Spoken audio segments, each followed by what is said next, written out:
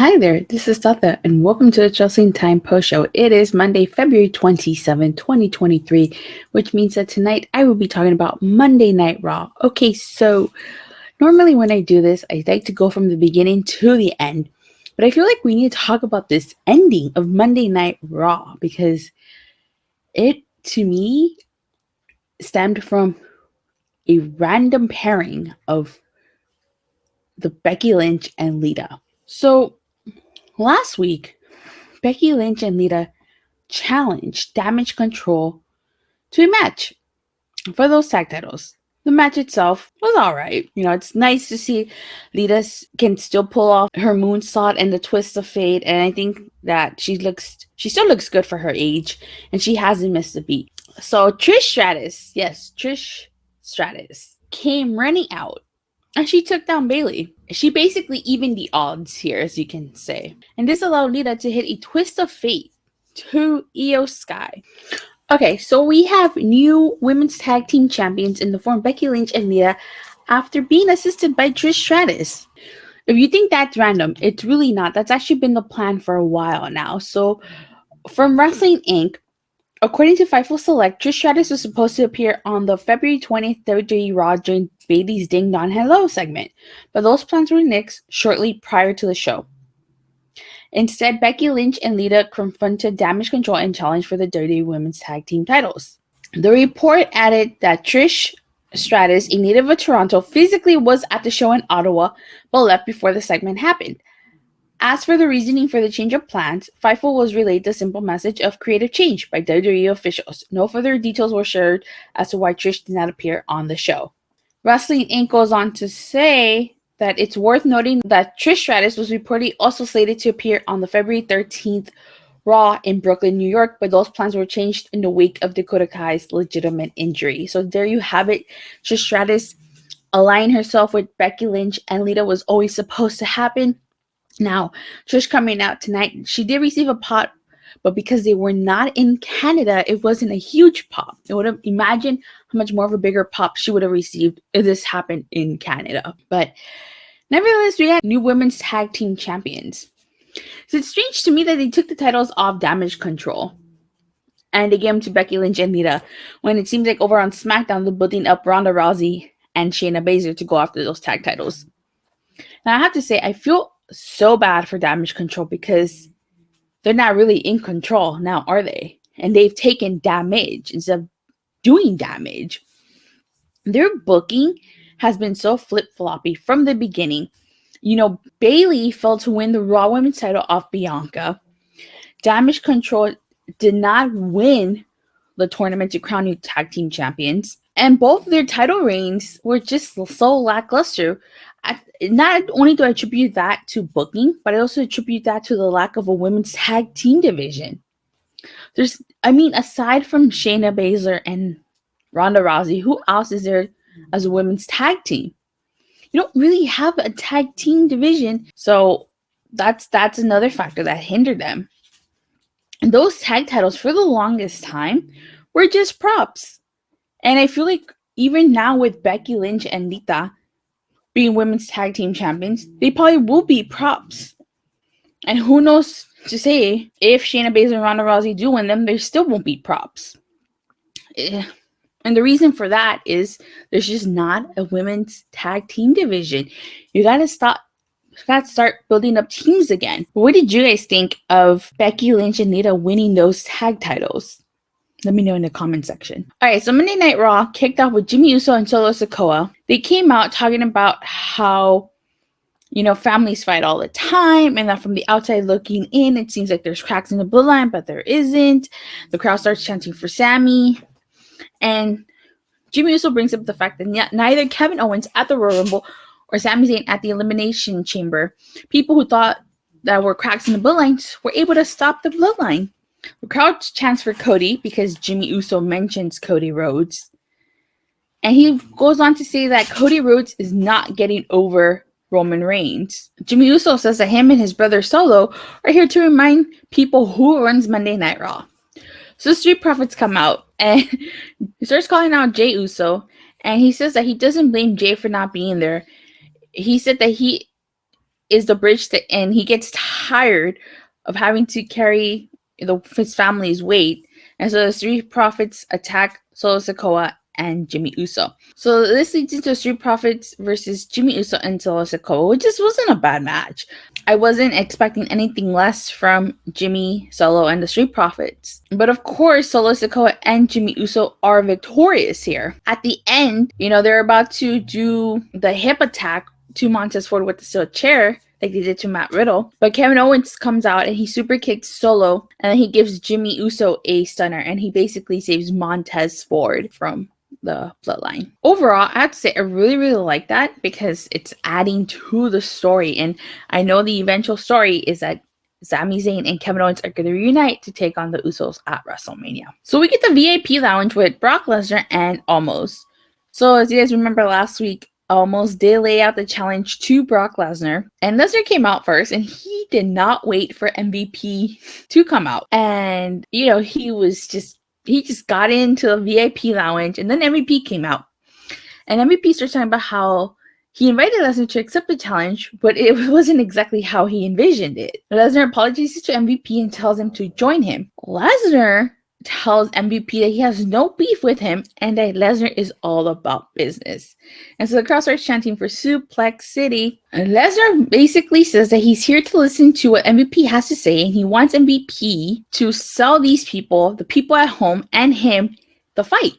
Lesnar says he didn't feel insulted by MVP and he can't insult him any further, and that he's just here to do business. So MVP does his best to sell Lesnar this match. And apparently he does a good job because Lesnar says that he did a good job and he gives him a high five. This ends up meaning that Lesnar accepts MVP's challenge and he thinks that they should shake and drink on it. He brings out what he calls the good stuff.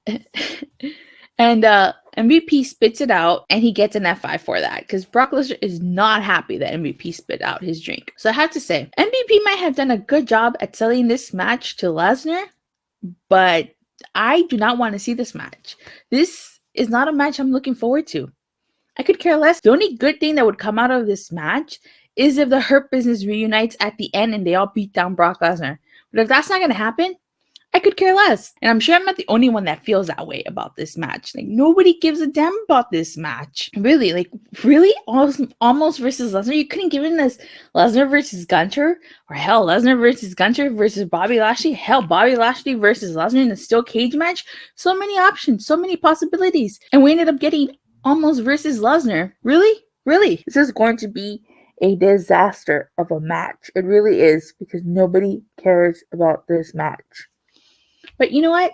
Everybody could use a break. So we get a quick Becky Lynch and Lita segment. And Becky Lynch says that one way or another, they're walking out with the tag titles tonight. Next, we get Cody Rhodes versus Chad Gable. This actually was not a bad match. I actually really enjoyed this match. Now, it seems to me like they were targeting Cody Rhodes' leg during this match, which I feel might play a factor down the road. But my favorite part of this match wasn't actually even a part of the match. It was Otis. He got distracted. I guess he was looking for Maxine Dupree, and Cody Rhodes noticed this. And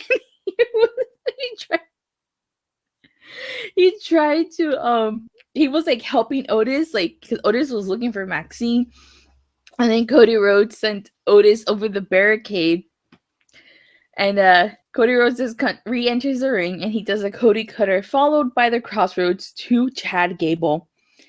And we find out that Cody Rhodes will be at SmackDown this Friday, just like Roman Reigns. So a couple things. Number one, like I said, I like this match. This is not a bad match. Number two, it kind of seems to me like they're going to split up Alpha Academy. Otis, this is the second week in a row Otis gets distracted at ringside and he fails to help Chad Gable. So I feel like that's going to play a factor. And number three, I really hope we actually do get a face-to-face between Roman Reigns and Cody Rhodes at SmackDown. But knowing WWE, they might just trick us, and they might have Cody Rhodes show up, but we may not get a face-to-face with Cody Rhodes and Roman Reigns on SmackDown.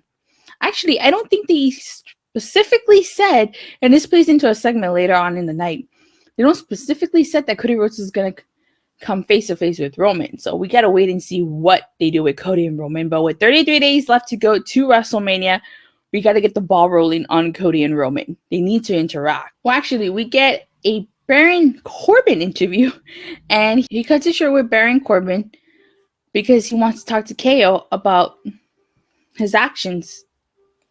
And KO says all he wants to do is see the bloodline fall, and he would do it with or without any help. So this second time Baron Corbin gets interrupted. You know, the first time was with Sami Zayn, now the second time is with Kevin Owens. So I feel like it might be leading to something. I don't know if it'll mean the return of Broke Baron Corbin, but it definitely seems like it's going to lead to something. We get a Judgment Day promo, and basically the whole gist of this is Finn Balor challenging Edge to a match at WrestleMania. So the feud needs to end at WrestleMania, and with Rhea Ripley possibly going to SmackDown, I don't know if that means the entire Judgment Day is going to SmackDown, but if Edge did say he would not rest until he destroys the Judgment Day, so I have a feeling that maybe at WrestleMania he's going to finally destroy the Judgment Day. We get Carmella versus Asuka, and this was an okay match. I mean, this is just to build up Asuka as a dominant force, and she did dominate. She beat Carmella with a submission with the Asuka lock. Then she caught out Bianca. Before anything could happen between Asuka and Bianca, Carmella attacked Bianca and Asuka. She basically attacked Bianca and sent her into Asuka. And we find out next week it's going to be Bianca versus Carmella. We get Piper Niven versus Candice LeRae, and Nikki Cross followed Candice LeRae to the ring, which seems to be a habit of Nikki Cross. She seems to be following Candice LeRae, and she actually helps Candice LeRae win when she distracts Piper Niven. And Piper Niven's attacked her, and this Candice LeRae uses as an advantage to win the match. So I wonder if this is somehow going to lead to the return of sanity. We get a quick Johnny Gargano backstage interview, and we find out he's going to face Otis. And he says he's still not well after the Elimination Chamber. Judgment Day shows up, and basically we find out that Finn Balor wants to finish the job that Otis is going to start. So next week we're going to get Finn Balor versus Johnny Gargano, and I feel like that's going to be a good match.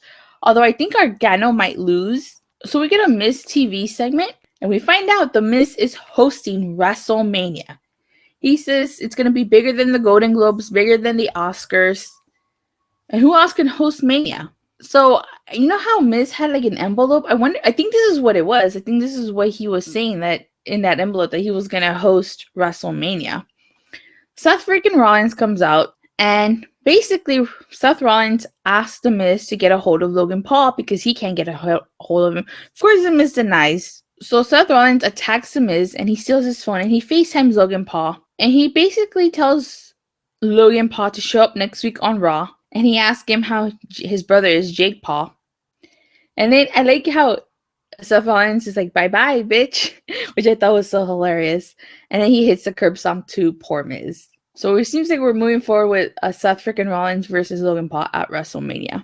We're going to quick Damage Control backstage interview. And basically Bayley is saying that those tag titles are their story, their legacy, and that she's glad Becky and Lita are confident. Then it quickly shifts over to an Austin Theory backstage interview, and he's talking about how everyone's talking about Cena instead of him and his accomplishments, and that they just like the hustle, loyalty, and respect that at the Elimination Chamber, he hustled and beat all the men in the chamber.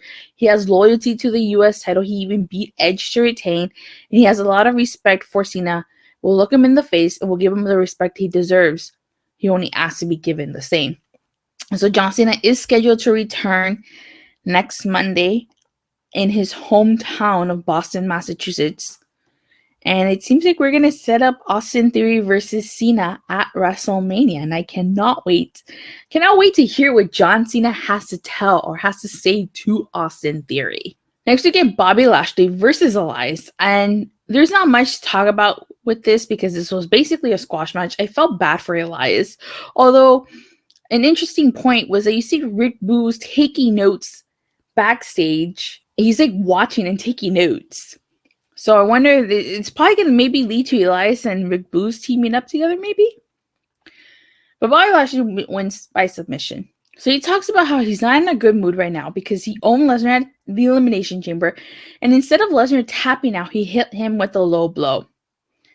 Bobby Lashley goes on to say he doesn't play little kid games. And he tells Bray Wyatt to keep his name out of his mouth. And so as Bobby Lashley is leaving, Bray Wyatt appears on the Titantron and he starts doing the Muscle Man dance, which is one of the most cringiest things I've seen. Now, I don't know how many of you people watch Impact Wrestling, but this kind of reminded me of Impact Wrestling in a way, because on Impact we have Joe Henry, who he does music videos for his opponents. And he did one for Moose called Dancing Moose. And it was the most hilarious thing ever. Like, anybody who hasn't seen it should watch it. And I got the feeling that this whole Muscle Man's dance video was supposed to kind of be similar to that. And it just totally failed, because Dancing Moose was so much more better than Muscle Man Dance. Muscle Man Dance was just super cringe. It wasn't even funny. Dancing Moose, on the other hand, was hilarious. Like, you need to watch Dancing Moose if you haven't done so, but that is hilarious.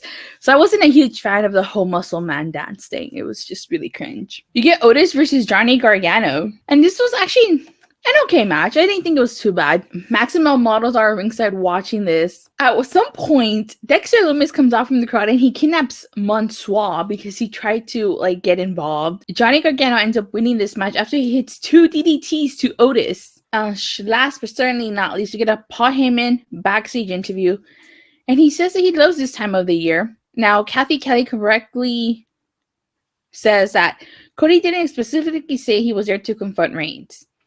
And Paul Heyman says that Cody is going to invade SmackDown, and Cody will either confront Roman Reigns or Cody will be confronted by Roman Reigns. So we got to wait and see what happens with Cody Rhodes and Roman Reigns. Like I said earlier, with 33 days left to go, it's time that they come face-to-face with each other. And then the main event was a tag team title match, Becky Lynch and Lita versus Damage Control, which I talked about at the beginning. So overall, I kind of felt like this Raw was started off okay, and then somewhere along the way we got lost, and then kind of tried to recuperate, but we did not successfully recuperate. So the Jimmy Uso Sikoa stuff was all right. It's typical Bloodline stuff, I feel. It's just to continue the story here. We added one more piece, and that's Kevin Owens attacked them. So we're starting to come together with that story. Street Profits versus Jimmy Uso and Solo Sikoa. Good match. Could care less about Lesnar and Omos. Becky Lynch and Lita winning the tag title seems kind of random. Cody Rhodes versus Chad Gable was great. Carmella versus Asuka didn't care about. Piper Niven versus Candice LeRae was okay, but didn't really care for it. Bobby Lashley versus Elias. I felt bad for Elias. So overall, I'm going to give this a 6 out of 10 because we are building to WrestleMania, but this show, if this was the go-home show to WrestleMania, I would say this show did not sell me WrestleMania. I would say that right now. But, hopefully SmackDown is a lot better. All right, well, with that being said, you guys, thank you guys all so much for watching, and for the continuous support, please don't forget to like and subscribe. Make sure you hit that bell so you get notified whenever I go live or release a new video, and I'll see you guys next time. Bye.